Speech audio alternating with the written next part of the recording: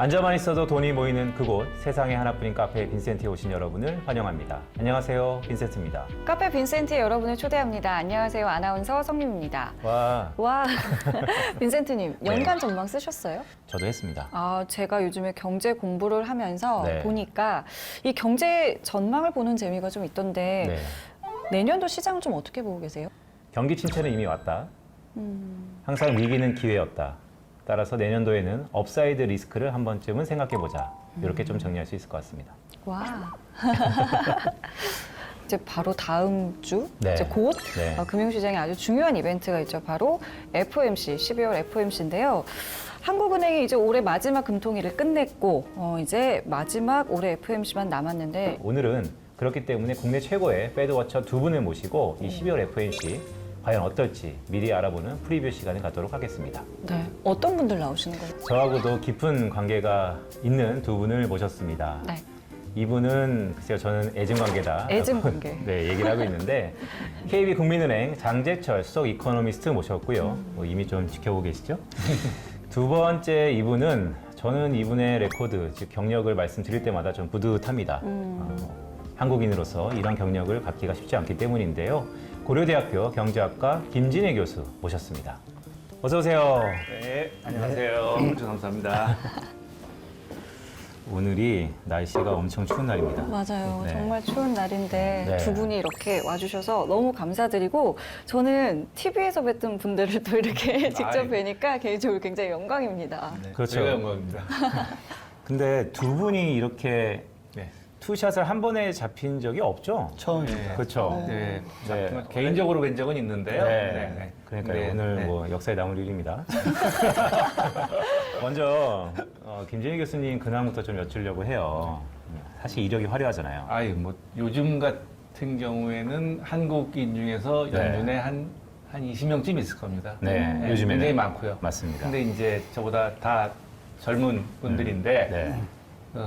한국과 미국의 그 월급 차이로 인해서 아무도 한국을 들으려고 하지 않고 있습니다. 네, 그래서 아직은 아무도 없는데요. 네. 한 명만 들어오면 네. 아마 이 자리에 그분이 앉지 않을까 아. 생각합니다. 네.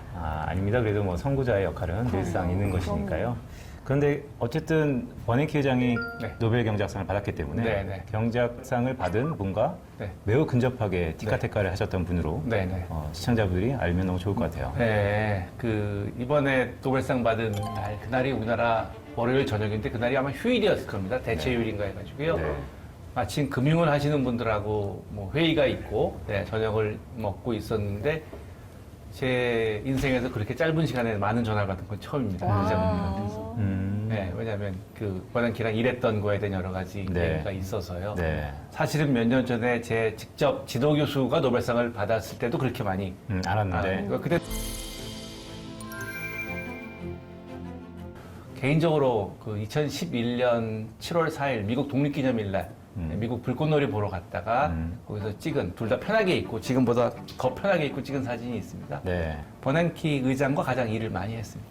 그러니까 교수님, 사실 주변 환경이 저는 사람을 바꾼다라고 생각을 하는 사람 중에 하나인데요. 네. 지도 교수도 받으셨고, 네. 친했던 분도 받으셨고, 이제는 받으실 차례다. 아니, 뭐 자, 장 박사님, 필드에 계시잖아요. 네, 오늘도 아침 모닝 미팅 회의 때문에 좀 늦으셨잖아요. 네, 회의가 늦는다는 것은 그만큼 이견이 좀 분분하다는 것인데 요즘 어떻게 지내세요?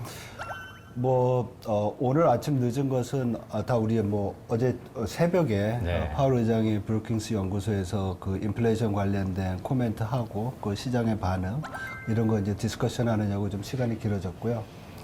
최근에는 전망은 이미 다 끝냈습니다. 2023년에 대한 전망은 끝냈는데 전망 끝내셨어요? 그렇죠. 그럼 다시 해야 되잖아요.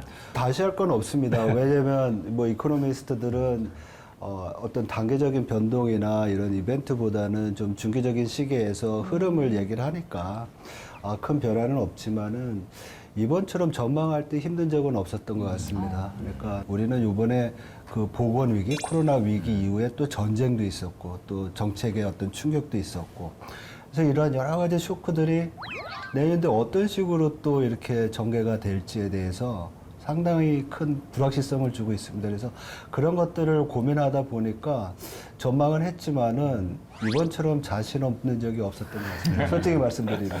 네, 사실 매년 주옥 같은 전망을 하시면서도 이런 대가가 역시 좀 불안하다라는 좀 겸손한 말씀을 주셨는데 사실 자산시장에서의 리스크는 변동성이잖아요. 네, 변동성이 크다라는 말씀을 모두 해주셨기 때문에 저는 내년에도 불안하다 이렇게 좀 인식하면서 오늘 시작하도록 하겠습니다. 네, 그럼 본격적으로 이제 두 분 모시고 저희가 이야기를 나눠보도록 하겠습니다.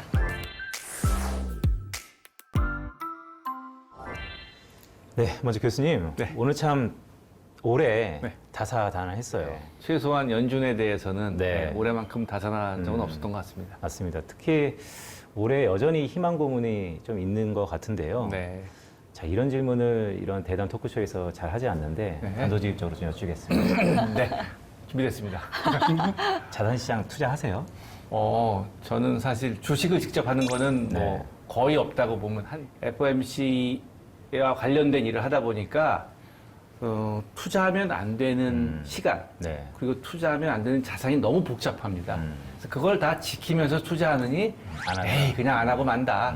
네, 그렇다면 약간 간접적으로 이 금융시장을 올해 바라봤다라고도 할 수 있는데 자, 한마디로 요약하자면 올해는 어땠을까요? 뭐 인플레이션에 대한 예상이 대부분 많이 틀렸고요. 네.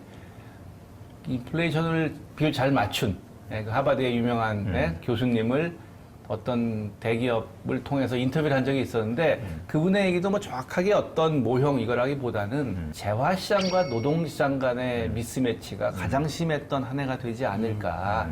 그래서 연준이나 크루그만이나 이런 분들은 다 전통적인 거시경제학, 재화시장을 중심으로 보는 거시경제학을 했기 때문에 대부분 다 실패를 했고 레리 서머스 교수나 올리비에 블랭샤드 교수 같은 분은 거시경제학을 하시는 분 중에 노동시장을 상당히 많이 보시는 분들이거든요. 그러니까 그런 분들은 뭔가 더 느낀 거죠. 네, 그래서 이건 좀 이상하다. 정확하게 뭔지는 모르겠고 그런 분들이 그 노동시장의 움직임을 재화시장으로 변환시켜서 대화를 했다면 연준과도 대화가 됐을 텐데 다들 자기 모형이 있고 그러다 보니까 그 대화가 서로 안 됐지만 아무튼 결과적으로 인플레이션 숫자는 그 팀 템포러리, 팀 퍼머넌트 근데 퍼머넌트 쪽이 더 맞았죠. 그래서 인플레이션이 올라갔고 연준 특히 파월 의장도 스탠스를 바꿔서 그때부터 이제 이자율이 엄청 올라갔고 75p를 올린 적 그리고 4번 연속 올린 적 이런 것은 유례 없죠. 유례 없고 앞으로도 없기를 바랍니다. 네, 김진희 교수님이 올해 금융시장을 한마디로 인플레이션에 대한 판단 결국 실기였다. 그게 가장 중요했다라는 말씀을 주시면서도 참 그 말씀 중에는 경제학자가 이런 얘기가 있잖아요. 세티스 페리부스. 네. 즉 보는 것만 너무 보면서 재화시장과 고용시장, 즉 노동시장의 이 어떻게 보면 달라진 이 흐름들을 네. 잘 캐치하지 못했던 네. 그런 한 해가 되지 않았나 이렇게 좀 볼 수 있겠네요. 그렇고 사실 지나고 나서 지금도 사실 굉장히 논란이 심합니다. 네. 몇 년 지나고 나면 알겠죠. 네. 그러고서 교과서는 쓰여지는데 일반적으로는 한 75%는 그게 앞으로 반복이 되는데 한 1, 20% 그게 반복되면 또 미래가 와서 위기가 오면 그때 또 실수를 하겠죠. 네. 그것은 뭐 학문, 경제학 특히 이제 과거의 데이터를 가지고 공부하는 학문의 한계인 것 한계이다. 같습니다. 네. 자, 그럼 저희 본격적으로 이제 연준과 FOMC에 대해서 이야기하기 전에 저 같은 초보자를 위해서 그림을 하나 준비를 했습니다. 이 그림 아시죠? 이 그림 유명하죠. 이제 역대 연준 의장들의 이제 신장 크기를 그려놓고 이제 그 기간의 정책 금리의 추이를 이제 그래프로 이렇게 오버랩을 시킨 건데요. 이거를 지금 봤을 때 두 분 다 이제 유례 없는 시점이라고 하셨잖아요. 저는 그래서 지금 파월 의장의 키가 이만하길 다행인가? 라는 생각을 하셨는데요. 뭐 이 그림 요즘과 대비를 했을 때 좀 어떤 느낌 받으세요? 네, 그 그림 나온 대로 파월 의장이 뭐 꽤 큰 키죠. 네. 꽤 큰, 물론 이제 볼커만큼은 다행히 네. 크지는 않으신데요. 사실 그거보다 몇 년 전에, 그러니까 옐렌을 트럼프 대통령이 연임시키지 않는다는 결정을 하고 나서 네. 그 다음 사람 그때는 그 제일 오른쪽에 누군지 몰랐죠. 그렇죠. 네, 그때 이제 얼마큼 올라갈까 하는 게 이제 키 얼마나 사람을 뽑을까 하는 그림이 나왔다가 이제 파월이 됐고 사실 그때만 해도 지금처럼 오를지는 몰랐죠. 네. 사실 18년에 경기 좋았잖아요. 네. 그리고 사실 우리나라 그 이창용 총재의 키도 네, 네. 많이 제가 크시죠? 알기로는 190이 좀 넘으시는 걸로 네. 알고 있는데 네. 볼커만큼은 아니지만 네. 뭐 파월 비슷하지 않을까. 말씀 주셨던 것처럼 뭐 최근 어쨌든 금리 향방 또한 12월 FOMC에서 어쨌든 약간 패가 좀 보였나 싶기도 하지만 여전히 불확실성은 있습니다. 연준 인사들의 여러 가지 발언들이 있는데요. 최근 발언들 중에서 특히 파월 의장 얘기 한번 해볼까요? 어떻게 좀 보셨어요?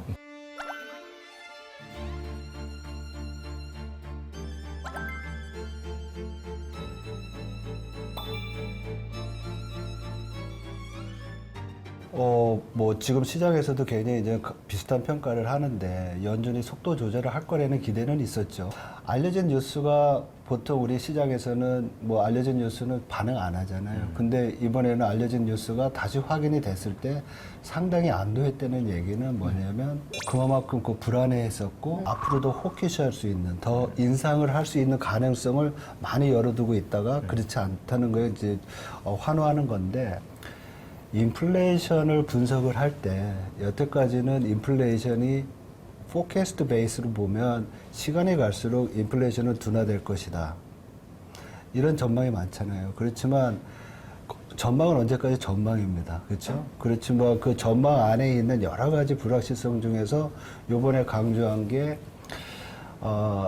주거비를 제외한 서비스 부분의 물가가 굉장히 스티키할 수 있다. 안 내려올 수 있다. 그게 지금 소비자 물가 컴포넌트의 50% 이상을 차지하고 있거든요. 그리고 이 부분이 이제 아까 김 교수님 말씀하신 그 노동시장에서 임금과 상당히 관계가 있는 거죠. 그래서 뭐 옛날에 코로나 위기 이전에 미국 경제를 봤을 때 물가와 실업률 간의 관계인 필립스 곡선이 뭐 이제 망가졌다. 막 이렇게 돼가지고 뭐 노동시장은 물가에 영향을 안 미친다는 분석이 있었는데 코로나 위기 이후에 그 필립스 곡선이라는 것이 섰다. 이제 영향을 줄 것이다. 즉 실업률이 줄게 되면 임금이 올라갈 것이다. 뭐 여러 가지 이런 일이 있었거든요. 근데 요즘에 이제 뭐 노동시장이 굉장히 타이트하다는 얘기는 어떻게 보면 직장을 구하는 사람 대비 잡 오프닝 구직자 수가 약 한 400만 개가 많다고 해요. 그러면 잡 어플라이 하면 1.7배의 잡 직장이 있는 거예요. 그 정도로 수요가 있으니까 이런 부분은 충분히 임금에 영향을 미칠 것이고 그 부분은 다시 아까 얘기한 주거비를 제외한 서비스 부분의 물가에 영향을 미칠 것이다. 이렇게 분석을 한 코멘트를 했다는 것 자체는 앞으로 연준이 물가에 대해서 상당히 경계를 하고 있다는 것이고 오히려 12월 달에 지난번 11월 달에 75bp에서 50bp로 내린다고 하더라도 문제는 내년도에 있을 다음 회의에서 2월 초인가요? 그 회의에서 과연 50bp를 갈 것인지 시장은 어쩌면 25bp를 기대할 수도 있겠죠. 그런데 만약에 50bp로 간다고 했을 때 시장은 어떻게 변할 이런 면에서 아까 말씀드린 불확실성, 변동성은 우리가 계속 가져가야 되는 그런 이슈라고 생각을 합니다. 말씀을 들어보니까 이렇네요. 사실 볼크린 연구소에서의 파월 의장은 6개의 차트를 주면서도 말씀 주셨던 것처럼 키는 이거였어요. 그러니까 고용시장의 미스매치가 구인구직 비율이 1.7배. 그러면 내가 직업을 골라가니까 임금은 더 높일 수 있고 그게 임금의 하반 경직성, 한번 높아진 임금은 잘 내려오지 않는다. 그래서 불안하다. 하지만 금융시장은 어쨌든 속도 조절에 먼저 환호했다. 근데 장 박사님이 주시는 콜은 올해가 문제가 아니고 내년 2월을 생각해보자. 그럼 시장은 한번 속도 조절을 했기 때문에 내년에는 50bp가 아니고 25bp로 전부 다 집중하고 있을 텐데 그때 오히려 50bp를 유지한다라고 한다면 상당히 매파적일 수 있다. 지금 되면 이제 김정일 교수님 아내 내부자였었으니까 자, 파월 의장이 11월 달 끝나고 나서 네. 무슨 일이 있었는지 물론 네. 의사록에서는 약간의 내전 비슷한 의견들이 네. 티카테카가 있었지만 네. 갑자기 왜 이렇게 바뀐 데에는 도대체 네. 어떤 이유가 있었을까요? 네. 상무님께서 잘 정리해 주셨는데 제가 뭐 하나만 그러니까 아주 단기로 하나 그리고 좀 중장기로 하나 말씀드리면 그 지난번 FOMC가 있고 나서 의사록이 3주 후에 나옵니다. 네. 네. 과거에는 아마 9주 후에 나왔을 겁니다. 그래서 의사록이 그 다음 FOMC 끝난 다음에 나와요. 사람들이 관심이 없죠. 이미 다 식은 거죠. 네, 썩진 않아도 식은 음식이기 때문에 관심이 없었는데 그게 아마 버난케 연준 의장이 오신 다음에 그 중간이 너무 길다 6주 동안 그냥 소통을 하자라고 해서 3주로 당겼습니다. 직원들은 되게 싫어했어요.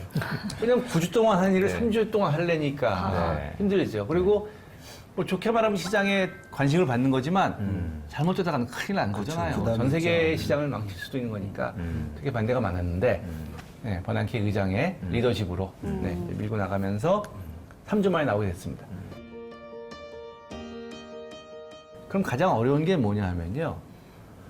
이게 뭐를 정리해야 되냐. 그러니까 초하루 날 그 FOMC를 했다고 하면 3주 후인 20일쯤에 의사록이 나오면 이게 20일의 정보를 반영해야 되느냐 아니면 초하루의 정보를 반영해야 되느냐. 오, 재밌네요. 그거 그렇죠? 어떻게 돼요? 그거 되게 어렵습니다.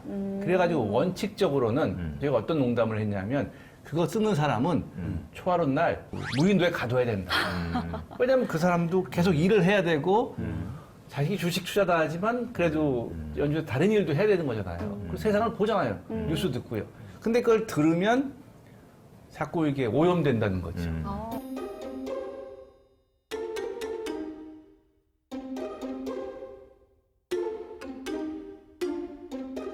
그런 의미에서 아마 그런 불확실성 혹은 그런 불안감을 파월 의장이 브루킹스 대담에서 잠재워준. 제 생각에 미래에 대한 예상이 바뀌었다고 생각하지 않는데 혹시 모를 그런 불안감을 그래도 좀 잠재워준 면에서 시장이 환호하지 않았나.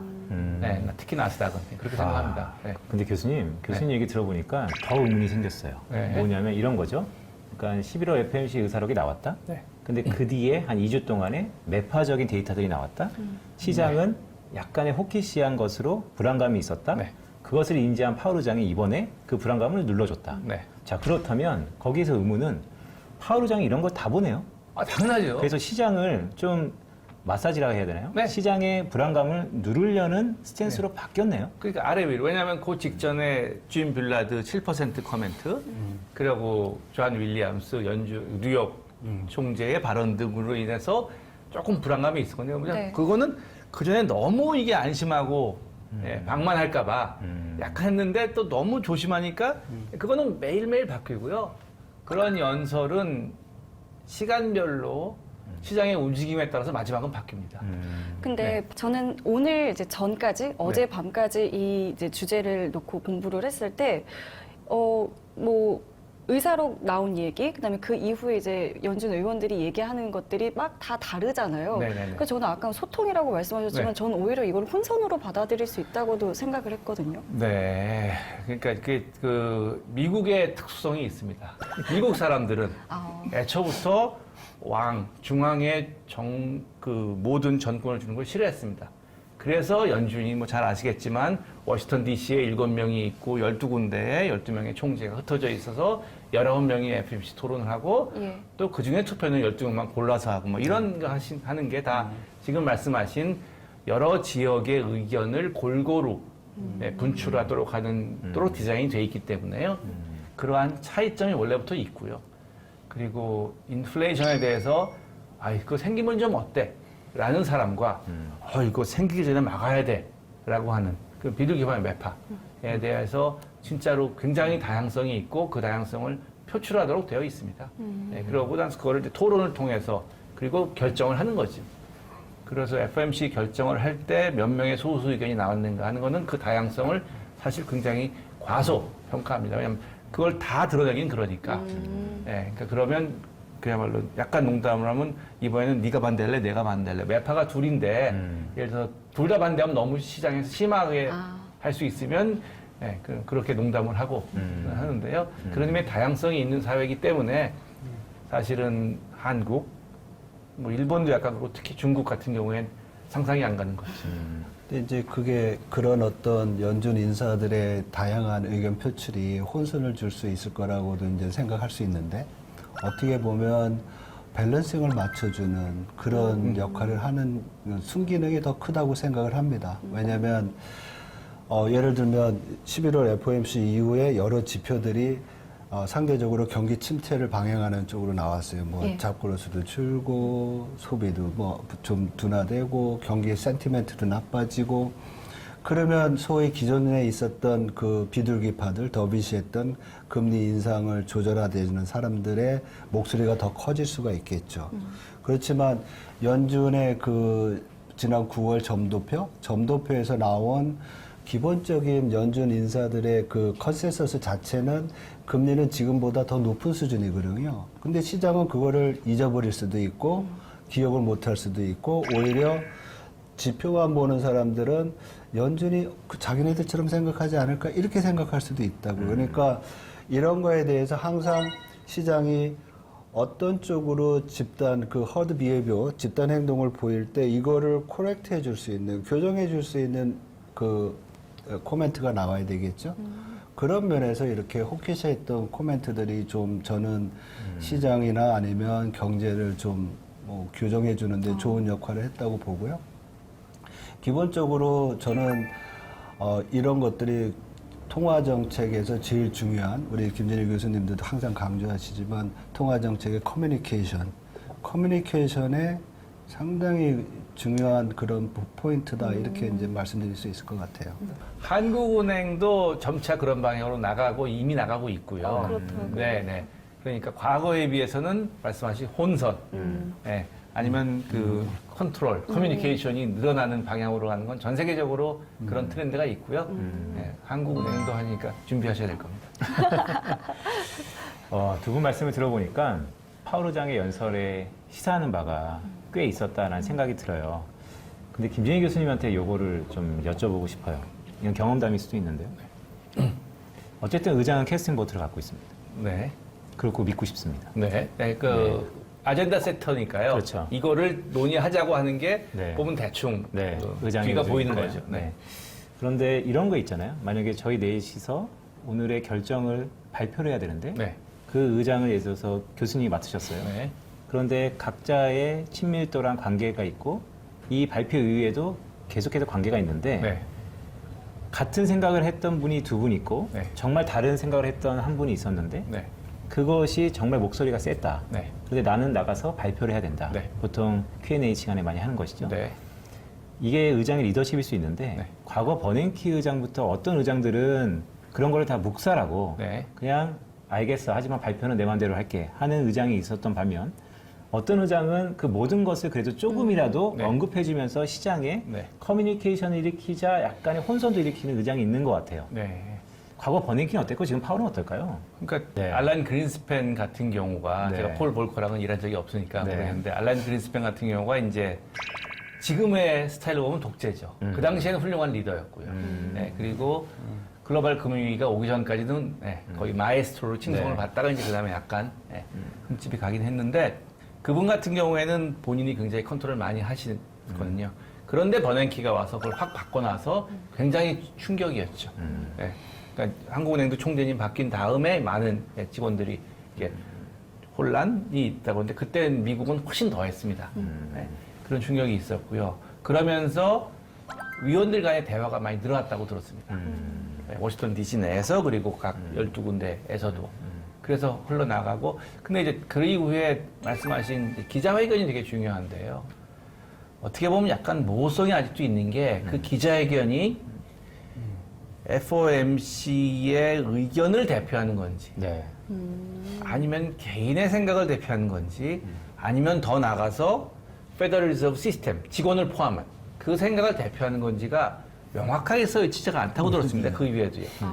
네. 근데 그걸 명확하게 해놓으면 또 책임을 져야 되니까 그런 애매모호성을 지금 뭐 즐기는 건 아니지만 뭐 가져가고 있어서 시장에서 답답하실 거로 생각하는데 한국은행도 그렇고요. 네, 연준도 그렇고 그런 애매함은 있습니다. 그래서 앞으로도 예를 들어서 아마 브루킹스는 개인의 자격으로 갔으니까 아마 90% 개인, 10% FOMC 저번에 숫자를 내놓으라고 한다면 아, 그래요? 그럴 테고요. 그렇지만 FOMC 끝나고 네. 하는 30분 있다가 하는 그거는 FOMC가 훨씬 크고 개인의 의견을 가능하면 안 넣으려고 하지만 이제 하다 보면 나올 수밖에 없잖아요.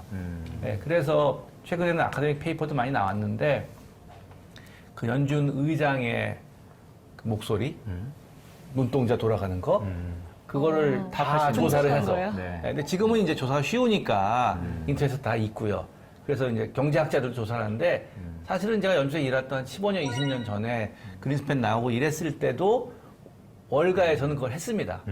그 당시에 컴퓨터가 지금이면 굉장히 안 좋았겠죠, 카메라도요. 그렇지만 진짜로 인턴 들여가지고 눈 깜빡이는 거 쉬고. 그때는 버냉키가 휴이할 때 얼마 하는지, 이거 하는지, 저거 하는지, 어느 엑서사이즈, 뭐 얼마나 초미의 관심사였어요. 근데 다음에 4가지가 가능합니다라고 했을 때 어느 게 진짜 속마음인지. 네, 그것만 잘 읽으면 되니까. 네, 그럴 때 중요한 게 그게 버냉키 개인의 생각이었냐, 아니면 FM 전체 생각이었냐는 또 그럴 때 사람들의 버릇이 나오거든요. 나중에 지나가면 알잖아. 아, 네. 저거는 0.1초 잠깐 쓰면 말할까 말까 하는 거다. 그래서 이제 제 친구 얘기, 그 당시 이런 친구 얘기가 아, 저건 FMC이고 자기 생각이구나. 그래서 요때 내 10%를 쓸까 말까 네, 하는 그런 네. 것까지 다 월가에서는 고려하면서 네, 그 FMC 의견이면 조금 더 확실하게 그 정보를 믿고 투자하는 거고 개인의 의견이면 아직은 안 그럴 수도 있지만 그렇죠. 뭐 그런 식의 네, 그런 맞습니다. 지금 이제 교수님 말씀하신 대로 그 기자회견에서의 그 표현 하나 그리고 코멘트 하나가 상당히 큰 의미를 가질 수가 있죠. 그래서 이제 거기 굉장히 우리 주목하는 거죠. 그리고 시장은 그만큼 빨리 새로운 정보를 원하고 뭔가를 캐치하고 싶다 이런 생각이죠. 그래서 저는 이번에 이제 뭐 다른 데서도 몇 번 말씀을 드렸지만은 11월 전까지는 터미널 레이시라는 얘기를 되게 많이 썼어요. 네. 근데 그 다음에 11월 달에는 더 얼티메이트 레벨 오브 인터레스트라고 하더라고요. 그리고 터미널 다음에 터미널은 이제 우리 터미널에 도착하면 버스 안 가잖아요. 네. 스톱이잖아요. 스톱을 안 쓰고 퍼즈라는 얘기를 쓰더라고요. 네. 퍼즈라는 얘기는 가다가 쓴다는 얘기잖아요. 우리가 네. 보통 뉘앙스를 따지면. 저는 그런 뭐 단어 하나, 표현 하나도 상당히 시장에 의미가 있다는 거라고 생각을 했고, 얼티메이트 레벨이라는 얘기를 하고 퍼즈라는 얘기를 하는 순간 이번 금리 인상 사이클은 어쩌면 과거 사이클처럼 끝까지 갔다가 내려오는 게 아니라 갔다가 한번 쉬어서 보고 다시 한번 또 금리를 올릴 수 있는 상황이 아닌가 이런 추측도 하게 하는. 그래서 아까 교수님 말씀하신 대로 눈동자가 몇 번 들어가고 4개의 옵션을 얘기할 때 손을 한번 들으면 이 사람은 사실을 얘기할 때 손을 든다. 이런 거를 체크하는 것도 있지만 그만큼 우리 시장에서는 말 한마디 뭐 코멘트 하나 글자 하나에도 신경을 많이 쓴다는 겁니다. 네. 아, 좀 중요한 분석이었던 것 같은데요. 사실 퍼즈라는 것은 ing형에서 일시 멈춤이니까요. 네. 그래서 여기서, 단어 네. 말씀하셨는데 뭐 이번에 이제 75p 4번 네. 올리지 않았습니다. 근데 과거에 2000년대 중반에 17번을 올린 적이 있습니다. 2년 조금 넘게요. 25pc에. 그때 이제 메저드 페이스라는 단어를 네. 썼는데 그거 고르려고 몇 시간 동안 논의를 했습니다. 그 용어 하나. 그 어느 단어를 쓰는 것이 좋을까? 맞습니다. 네, 가장 그거 적절한 용어를 가장 찾아내는 그러니까 자기들의 생각이 왜냐면 스태프들도 생각이 조금씩은 다르거든요. 다 머릿속에 드는 생각이. 그래서 어떤 게 가장 좋은 용어일까를 가지고 할 때 그 지금은 없지만 다 인터넷으로 보시지만 이만한 영어 사전이 있잖아요. 그걸로 그 막 찾고 했던 그런 기억이 있습니다. 저도 시티에서 일할 때 보고서를 쓰면 예를 들면 인플레이션이 이제 상승할 거다 그러면 또 inflation will rise를 쓸 건지 rise rapidly를 쓸 건지 accelerate를 쓸 건지 accelerate라는 얘기는 감이 상당히 틀리거든요. 그래서 이 분석하고 전망하는 데 있어서 용어는 상당히 중요합니다. 시장에 미치는 영향이 보통 우리가 그냥 물가 올라갈 거야? 상승할 거야? 우리 이제 급등이라는 얘기 많이 쓰잖아요. 네, 맞아요. 그러니까 그런 근데 폭등도 있잖아요. 그렇죠. 폭등이 이제 액셀러레이트 한다는 얘기거든요. 그래서 그런 거를 고를 때 이제 이코노미스트들은 굉장히 이제 자기가 생각하는 바를 어떤 식으로 전달할지에 대해서 고민을 많이 하죠. 그렇죠. 근데 뭐 가끔 이제 보고서 보면 물가가 증가한다 이런 얘기 나오면은 실망하죠. 탈하실 수도 있으실 것 그렇죠. 같아요. 이 부분은 네. 비슷한 경험 있으시죠? 저는 이 얘기를 한 3년 반 동안 계속 옥신같이 했기 때문에 주마등처럼 떠오르는데요. 그만큼 사실은 용어 선택 하나하나에 신중해라. 왜냐하면 이것이 시장에 미치는 파급력은 상상 이상이다라는 것으로 저희가 받아들이면 좋을 것 같고요.